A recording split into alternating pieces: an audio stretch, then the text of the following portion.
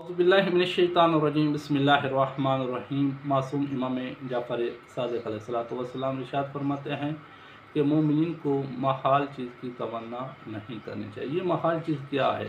मासूम अपने जो असहाब थे उनके दरमियान बैठे हुए थे। मासूम फरमाते हैं कि मेरे असहाब कि आप महाल चीज़ की तमन्ना ना करो। तो सहाबा ने कहा इब्न रसूलल्लाह महाल चीज़ क्या है?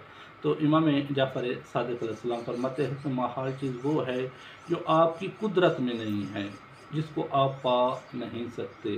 तो लोगों ने कहा मौला हम तो ऐसी कोई चीज़ की भी ख्वाहिश नहीं करते। मासूम फरमाते हैं कि फिर आप जब दुनिया के ऊपर रह रहे हैं, आपके दिल में ये इरादा ज़रूर होता है कि हम इस दुनिया में राहत और सुकून पाएँ, आराम पाएँ।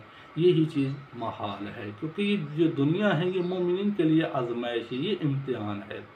इसमें हमने जो कुछ भी करना है हमें वो आखिरत में उसका अजर मिलना है। अगर हमने कोई अच्छा अमल किया तो हमें इस अच्छे अमल का जो हमें जज़ा मिलेगी वो हमें जन्नत मिलेगी। अगर हमने इस दुनिया में कोई बुरा अमल किया तो हमें आखिरत में इसके बदले में हमें दोज़ख जन्नत अच्छे अमल की वजह से मिलेगी, और अगर हमने बुरा अमल किया तो फिर हमें उसका दोज़ख मिलेगी।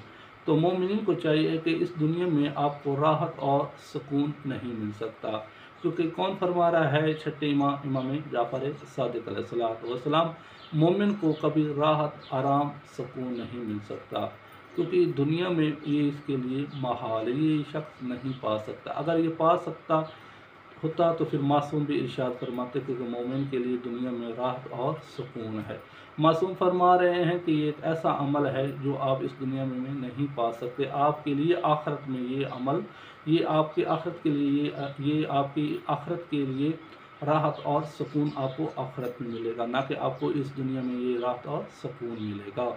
तो मोमिन को परेशान होने की बात नहीं है। ये वाक़या ऐसे ही होता है कि इंसान मोमिन जब भी किसी मुसीबत से निकलता है तो फिर कुछ दिनों के बाद दूसरी मुसीबत आ जाती है। मोमिन को उस मुसीबत के ऊपर यानी सब्र तहम्मुल करना है।